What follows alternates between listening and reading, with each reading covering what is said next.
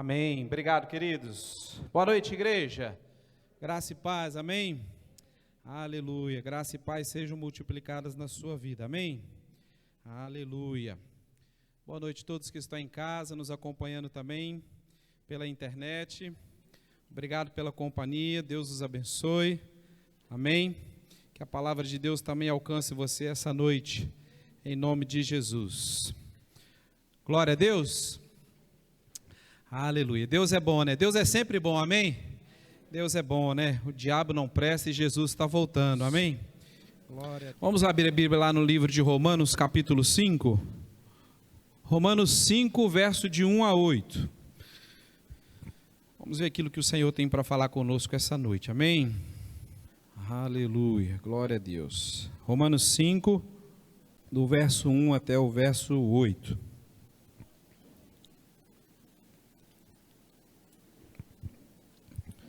Aleluia.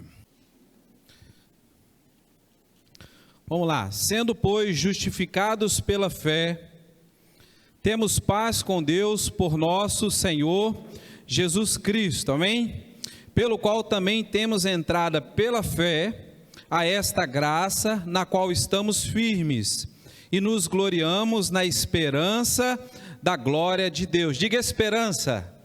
Esperança. Verso 3, e não somente isto, mas também nos gloriamos nas tribulações, sabendo que a tribulação produz a paciência, e a paciência a experiência, e a experiência a esperança, e a esperança não traz confusão, porquanto o amor de Deus está derramado em nosso coração, pelo Espírito Santo que nos foi dado.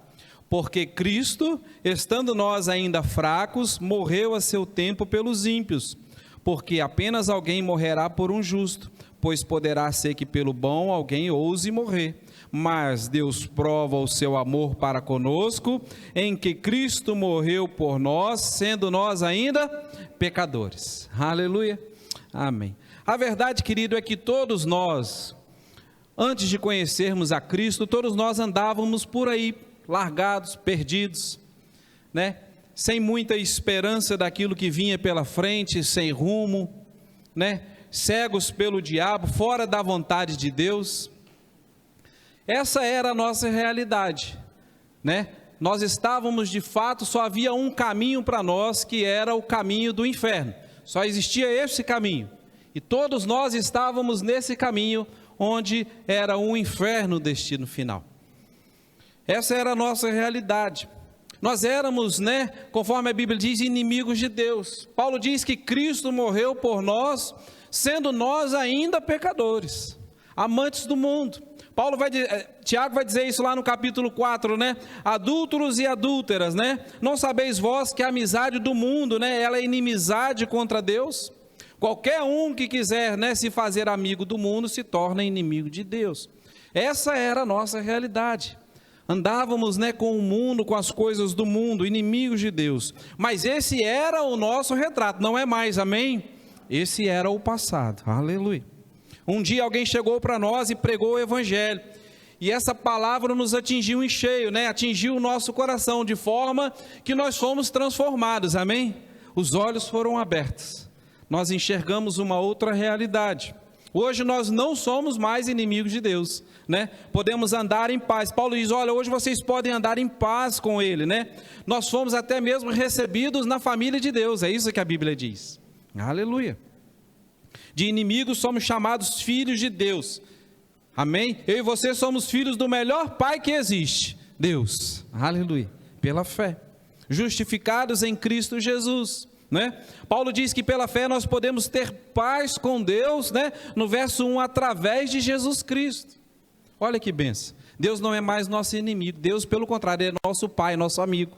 O que um amigo faz pelo outro? Ajuda, protege, ampara, está junto nas lutas, junto, né, nas dificuldades, né, nos problemas, sempre conosco, não nos abandona nunca, amém? É isso que Deus faz por nós. Inimigo agora se tornou o diabo, a quem nós pertencíamos antes, mas agora o diabo não é mais o nosso, né, o nosso amigo, ele é nosso inimigo, ele nos perdeu, aleluia. E como nós podemos ter certeza de tudo isso? Paulo responde, pela fé, Pela fé nós somos justificados, pela fé nós tomamos posse das promessas, né? O que é a fé? A fé é a certeza, né? É a garantia, né? A convicção, mesmo que a situação diga ao contrário. Olha, eu não vejo o agir de Deus na minha vida, eu não vejo Deus como um amigo, não estou enxergando. Ainda que a situação diga ao contrário, ainda que você não enxergue determinadas coisas, a Bíblia diz que pela fé nós recebemos e tomamos posse de tudo isso. Nós podemos ter essa certeza que Deus nos ama, que Deus nos aceita, que Deus trabalha por nós, né? Pela fé. Eu e você precisamos enxergar, né? Nos enxergar conforme a palavra diz que nós somos. Se você se enxergar como o diabo te enxerga, ele vai te enxergar como um derrotado. Você vai se enxergar como um derrotado, como um abandonado. Mas se você se enxergar conforme a palavra de Deus diz que você é, você vai se enxergar como filho de Deus, guardado, protegido. Foi isso que nós cantamos aqui, né? Paulo vai dizer lá em Gálatas capítulo 4, né? Mas vindo a plenitude dos tempos, ou seja, no tempo certo, correto, né? Vindo a plenitude dos tempos, Deus enviou o seu filho, nascido de mulher, sob a lei, para resgatar os que estavam debaixo da lei, para que hoje eu e você possamos receber a adoção de filhos, aleluia, filhos e filhas de Deus. Pela fé nós nos tornamos filhos de Deus e precisamos nos ver assim, não mais largados, perdidos, sem rumo, sem direção, mas cuidados, né, por um Pai amoroso, né, que nos ama, nos protege, que se importa conosco. Não mais o destino do inferno, mas agora nós caminhamos rumo ao céu. Não é mais esse caminho de morte, não é mais esse caminho de perdição. Agora uma nova realidade foi feita para nós, uma nova vida, um caminho para o céu. E esse sempre foi o desejo de Deus. Deus nunca quis que ninguém se perdesse. A Bíblia diz que o desejo de Deus é que todos se salvem. Todos se salvem, né? Deus não manda, né? Deus nunca quis que ninguém fosse para o inferno. Aliás, Deus não manda ninguém para o inferno, amém? Isso é uma opção do homem, é o homem quem escolhe onde ele vai passar, ele escolhe o seu caminho, onde ele escolhe que vai passar a eternidade, né? E o que nós precisamos fazer? Apenas tomar uma decisão, pela fé, né? Aceitar, a decisão mais importante do mundo que nós podemos tomar, né? Entregarmos as nossas vidas para Jesus. Todo aquele que entrega a sua vida para Jesus, como reconhece Ele como Senhor e Salvador da sua vida, a Bíblia garante que tem um lugar lá no céu, amém? Nós precisamos decidir pelo lado certo. Não é o que eu faço, o que você faz, não é por obras, não é por sacrifício, não é porque lê a Bíblia, não é porque dizima, nada disso, é pela obra de Cristo na cruz. Através dela nós temos a salvação. E no verso 2, Paulo vai dizer assim, que a todos eles que fizeram essa decisão, ou seja, todos que foram justificados em Cristo Jesus, eles agora podem ter, né, se gloriar na esperança da glória de Deus. Olha o título da mensagem de hoje, a esperança da glória. Ou seja, depois que a decisão mais importante da vida do homem foi tomada, né, se decidir ao lado de Cristo, agora nós podemos viver com esperança da glória que há de ser revelada a nós. Aleluia. Há esperança, diga, há esperança, há esperança, né? Não mais vivendo de qualquer jeito, mas vivendo como homens e mulheres conscientes, filhos de Deus, que possuem esperança. Você já viu uma pessoa que não tem esperança, como é que ela vive? Cabisbaixa, abatida, aflita, não é assim? Deprimida, por fora você olha, ela está até de pé, mas por dentro dela o que acontece? Ela vive uma vida fracassada, triste, abatida, infeliz. E nós, querido, como filhos e filhas de Deus, nós não podemos viver desse jeito. Não é isso que Deus espera de nós. Afinal de contas, a nossa realidade foi mudada de inferno para céu. Aleluia, aleluia. Ainda que os nossos olhos naturais não enxerguem uma saída, pela fé, né, é possível viver a esperança. A expectativa de que coisas melhores estão vindo, coisas melhores vão acontecer, ainda que haja problema, dificuldade, nós não podemos perder a esperança, não podemos, né? Nós éramos fracos, impotentes, sim, inimigos de Deus, mas agora não, diferente. Então nós precisamos ter essa esperança no nosso coração, né? Uma nova vida foi reservada para nós, aleluia, aleluia. Paulo vai dizer lá em 1 Coríntios 15, né, verso 19, ele diz assim, olha, se nós esperamos em Cristo somente nessa vida, nós somos os mais miseráveis de todos os homens. Porque há, querido, de fato a esperança, há de fato uma nova realidade, há de fato uma nova vida preparada para nós.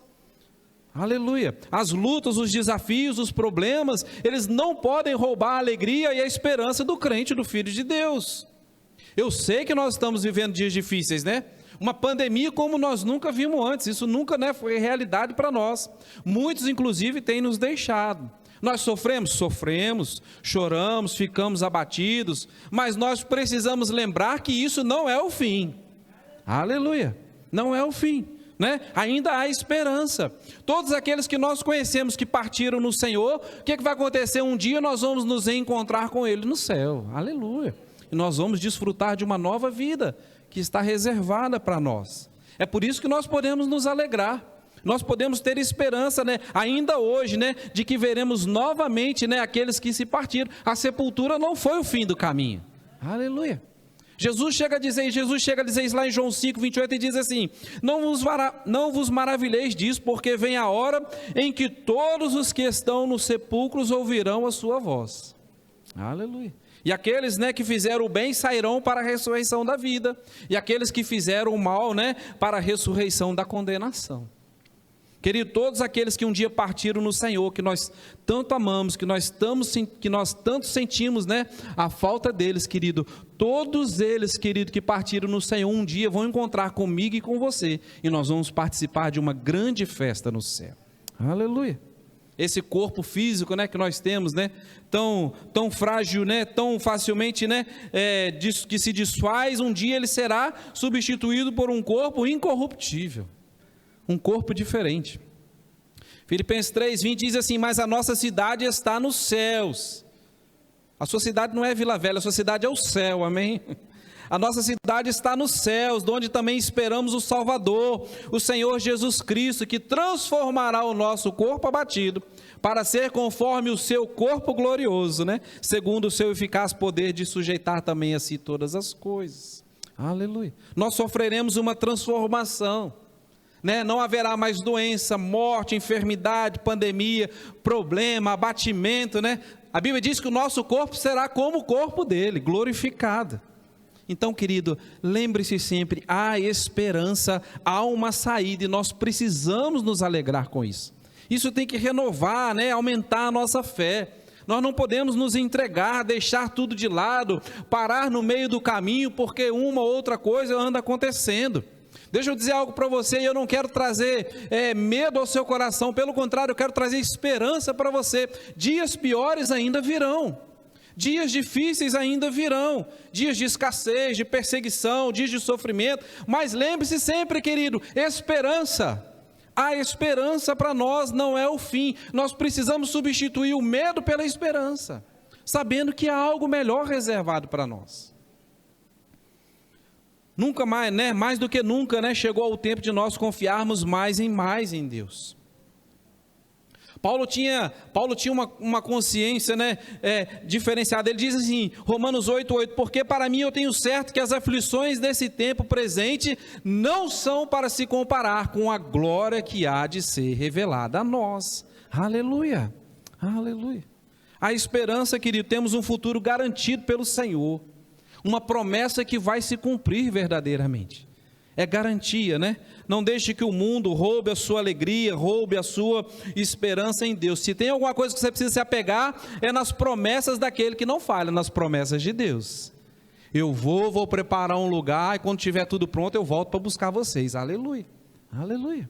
E vai se cumprir, né? Os noticiários do inferno estão por aí espalhando 1001 coisas, fazendo terrorismo, mas essas coisas, esse jornal não pode roubar a nossa alegria. Por quê? Porque a esperança da glória reside em nós. Aleluia. Nós pastores temos, né, acompanhado, faz parte da nossa função, e a gente tem acompanhado algumas pessoas mais de perto, querido, e infelizmente nós temos percebido que muitos têm ficado, né, desanimados, abatidos. É uma realidade. Né? Parece que essas pessoas, alguns com quem a gente conversa, parece que elas perderam a esperança, elas não se alegram mais com o futuro que há reservado para elas, né? Elas não conseguem enxergar muito além, né, da realidade do dia a dia delas, né? Não se alegram com o futuro que Deus prometeu. Os olhos dessas pessoas, querido, o problema é que elas concentram os olhos só nos dias de hoje, nas dificuldades, né? E o que acontece? Muitos estão ficando pelo caminho. abandonando a fé, abandonando a igreja, abandonando a comunhão, perdendo a esperança, né? Os problemas da vida tomando conta de algumas pessoas. Tem uns que vão mais além, tem uns que parece que querem colocar a culpa das coisas em Deus. Acontece, querido, né? Como se Deus, eles dizem como se Deus fosse culpado de todas as coisas. Mas Jesus mesmo disse na palavra para nós: olha, no mundo tereis aflições, no mundo tereis problemas, no mundo vai haver dificuldade. Mas a Bíblia não diz que é Deus que dá, diz que é o mundo que dá.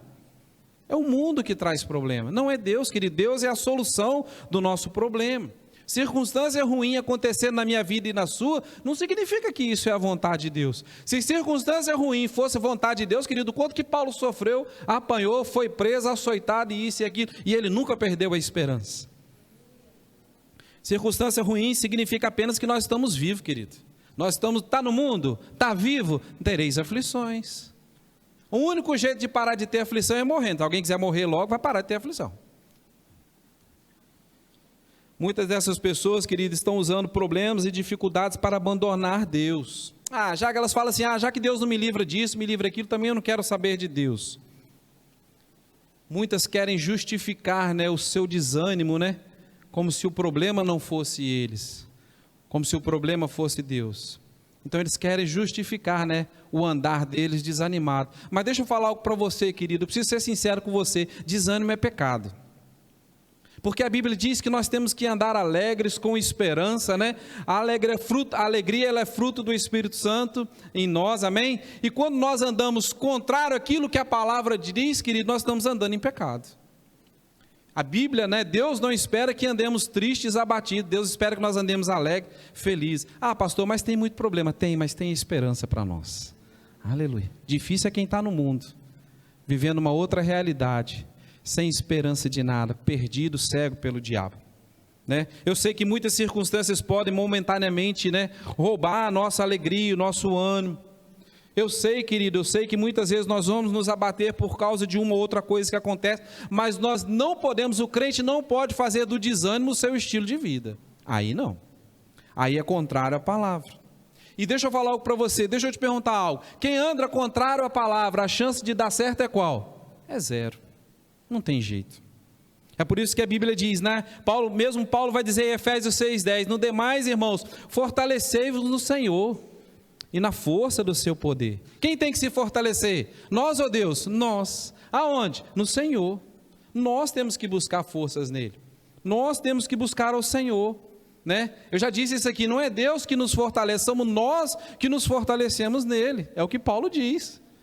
A gente inverte a realidade, porque imagina, se fosse Deus que fortalecesse você e você anda desanimado, abatido, Deus estava falhando com você, e a gente sabe que Deus não falha, amém? Por isso Paulo diz, fortalecei-vos no Senhor, a fonte de poder está lá, nós temos que ir lá buscar, nós temos que ir lá nos abastecer, vai na fonte e liga naquilo que você precisa, está disponível? Está, Deus está sempre disponível para nós, amém? Renovando as suas forças nele todo dia, na palavra, nas promessas, né, confiando, crendo de verdade. Você sabia que incredulidade também é pecado? Quando as promessas de Deus, querido, elas caem em descrédito na nossa vida, né, nós passamos a andar em incredulidade, isso também é pecado. Nós precisamos nos vigiar, nós precisamos nos policiar com essas coisas. Tem crente que ele tem fé que vai pegar Covid, mas não tem fé que vai ser curado. Tem crente que tem fé que vai pegar Covid, mas ele não tem a mesma fé para dizer que ele vai morar no céu. Como é que pode um negócio desse? Quanta incredulidade. Aí eu pergunto para você, vai dar certo desse jeito? Muito difícil. Se a gente faz, querido, contrário àquilo que Deus disse, do jeito que Deus disse, da maneira como Deus disse na palavra dele, a chance de dar certo é zero. É zero. É por isso que Paulo vem dizendo, é pela fé, é pela fé, é pela fé. Satanás sabe disso, querido. Satanás não é bobo. E é por isso que ele tenta colocar a gente na ilegalidade, contra a palavra, porque ele sabe que quando a gente anda na ilegalidade, a gente não desfruta das bênçãos. Ele vai sempre querer roubar a nossa fé. Ele vai sempre querer desviar o nosso olhar. Deus manda viver alegre, Deus manda viver feliz, né? Ele vai sempre dizer no ouvido da gente, não tem motivo para você estar sorrindo. né? A Bíblia diz, olha, creia nas promessas, tome posse das promessas. Ele vai sempre dizer no ouvido, isso não vai acontecer não, está demorando tanto. Porque Ele quer colocar eu e você na incredulidade, porque na incredulidade não se pode desfrutar das bênçãos. Ele não é bobo, Ele sabe dessas coisas. Nós precisamos, querido, para vencer a incredulidade e o desânimo, colocar o quê? Os nossos olhos no foco certo, no lugar certo, olhando para Cristo, aquele que controla todas as coisas. Ainda que eu não entenda, né? Ainda que algo saia do meu controle, ainda que uma situação eu não entenda, eu preciso continuar confiando em Deus. Deus não perdeu o controle da história, Deus não perdeu o controle das coisas. Mas a nossa visão, né? A nossa atitude, a nossa visão precisa estar no lugar certo. Você conhece, por exemplo, a diferença entre a visão da mosca e da abelha? A mosca, ela pode estar no jardim mais florido e mais bonito da cidade. O que a mosca vai fazer? Sempre ela vai procurar um excremento para pousar. Por outro lado, a abelha, ela pode estar no pior lixão, no maior lixão da cidade. Ela sempre vai procurar uma flor para ela ir lá pousar. Existe uma grande diferença entre a visão da mosca e da abelha. E nós podemos aprender com isso. Porque se a gente coloca, né, a nossa atenção, o nosso foco sempre nos problemas, nas aflições, nas dificuldades, nas mortes, na pandemia, no jornal, na TV mentirosa, nós estamos tendo visão de mosca. Sempre procurando o que não presta para focar naquilo. Agora, se nós colocamos, né, os nossos olhos, né, a nossa busca na palavra, no cuidado de Deus, nas promessas bíblicas, a gente coloca o olhar nas coisas certas, nós estamos tendo uma atitude de abelha, procurando o que é bom, ainda que eu esteja no meio de um grande lixão, mas eu sempre tenho que colocar os meus olhos no lugar certo.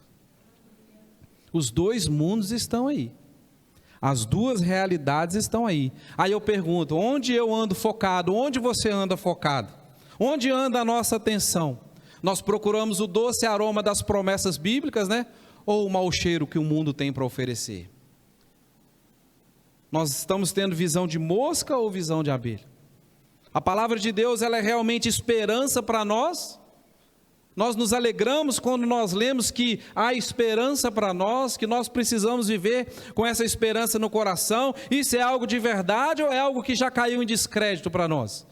Jesus está falando que vai voltar há tanto tempo e até hoje não voltou. Nós temos, na verdade, alegria em servir a Deus ou estamos fazendo mais por medo, por constrangimento? O mundo anda roubando a nossa paz ou nós cremos realmente que nós somos cuidados, guardados e protegidos por Deus? A visão é de mosca ou de abelha? Nós procuramos sempre aquilo que traz esperança e alegria ou, né, buscamos sempre o noticiário do inferno? Né? Nós precisamos nos policiar o nosso olhar, precisamos policiar onde está o nosso foco. Porque Paulo diz, é sempre pela fé. Fé não se baseia nas circunstâncias, a fé se baseia no que está escrito. Se Ele falou que cuida de mim, eu creio, nada vai me acontecer. Se Ele falou que vai me buscar, eu vivo com alegria e com esperança, porque pode ser de uma hora para outra, e eu vou estar preparado para me encontrar com Ele. Aleluia, foco no lugar certo. Nós precisamos, né? Crente que anda desanimado, triste, precisa mergulhar de novo nessas promessas. Precisa mudar de atitude urgente. Certo jovem que aceitou a Cristo, né, recentemente, estava na igreja trabalhando, feliz, empolgado, né, alegre de estar servindo ao Senhor, acabava de conhecer o Evangelho, aquele primeiro amor fervendo no coração dele, né, trabalhando e fazendo mil e uma coisas, querendo ser prestativo, querendo honrar o Senhor. Aí um senhor chegou perto dele e falou com ele assim, olha, eu já tenho 30 anos de igreja, e eu estou vendo, sabe, toda essa sua empolgação, toda essa sua animação aí, eu quero dizer para você que eu já fui assim como você, mas você não preocupa não, rapaz, porque, né, um dia essa toda empolgação sua vai passar, você vai se cansar, aí você vai querer ficar mais quietinho como eu assim, mais na minha, sem muita empolgação. Aí aquele jovem virou para aquele senhor e disse assim, o dia que isso acontecer comigo, eu me converto de novo. Aleluia. Sabe, querido, todos nós deveríamos tomar todos os dias a decisão, né, de voltar para aquele primeiro amor, para aquela alegria de servir a Deus, né, para aquela alegria de ser filho de Deus, a esperança da glória, a esperança de um futuro melhor, né? Voltar para aquele primeiro amor, aquela empolgação, aquele zelo pela palavra, de crer realmente que Deus é conosco, acreditar todos os dias nas suas promessas, sermos homens e mulheres de fé. A fé, ela é o princípio básico, né, do cristão.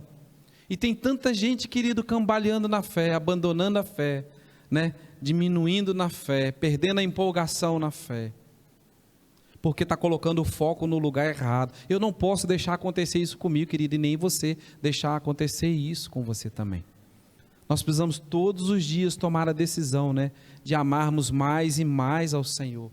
Foi como eu disse, querido, antes nós éramos fracos, indefesos, né, condenados à morte espiritual, à separação de Deus. A gente não podia se salvar por mais coisas que o homem fizesse, por mais santo que ele fosse, ele não conseguia salvar a si mesmo. Mas hoje não, hoje nós temos a salvação em Cristo. Nossa realidade foi mudada. Cristo trouxe o que para nós? Esperança. Esperança, né? Trouxe uma nova vida, né? Uma nova aliança, um futuro novo, né? Uma nova visão de um futuro feliz. Quem está lá no mundo não consegue, né, observar essas coisas, não consegue atingir isso, não consegue enxergar isso com os olhos da fé, porque não conhece, mas nós conhecemos, e nós temos que empolgar eles, mostrar para eles que há esperança, que há um futuro melhor reservado para todo aquele, né, que se achega a Deus. Deus sabia da nossa realidade, foi por isso que Ele providenciou o melhor, Ele providenciou seu Filho, né, uma solução para o pecado. Ele entregou seu Filho Jesus para morrer na cruz por nós. Isso é motivo suficiente para nos alegrarmos e vivermos felizes com a esperança da glória. Nós precisamos viver, irmãos, com essa visão de recompensa celestial. Nós estamos muito preocupados com as coisas aqui de baixo e estamos esquecendo da recompensa lá de cima. Nós precisamos mudar o foco. Paulo era um exemplo disso, né? Paulo sofria, era perseguido, preso, açoitado, mas Paulo nunca perdeu a visão celestial. Ele sabia o que aguardava por ele, ele sabia o que estava reservado para ele. Olha o que Paulo diz lá em 2 Coríntios, eu vou ler, você não precisa abrir. 2 Coríntios capítulo 4, verso 16. Nas dificuldades, nas aflições, olha o que Paulo dizia: por isso não desfalecemos. Mas ainda que o nosso homem exterior se corrompa, ou seja, ainda que, né, o nosso corpo, né, se corrompa, né, o interior, contudo, se renova de dia em dia. Porque a nossa leve e momentânea tribulação produz em nós um peso eterno de glória muito excelente. Né? Não atentando nós nas coisas que se veem, mas nas coisas que não se veem. Aquilo que se vê é passageiro, mas aquilo que não se vê é eterno. Aleluia, querido. Consciência de uma recompensa celestial. Posso passar o que for aqui nessa terra, mas eu sei em quem tenho crido, eu sei que Ele é poderoso, e eu sei que Ele tem um futuro reservado para mim. Aleluia, querido. Aleluia. Nós não estamos esquecidos, largados, abandonados, não mais como era antes. Agora nós somos filhos e filhas de Deus, e Ele é um excelente Pai, Ele não falha conosco.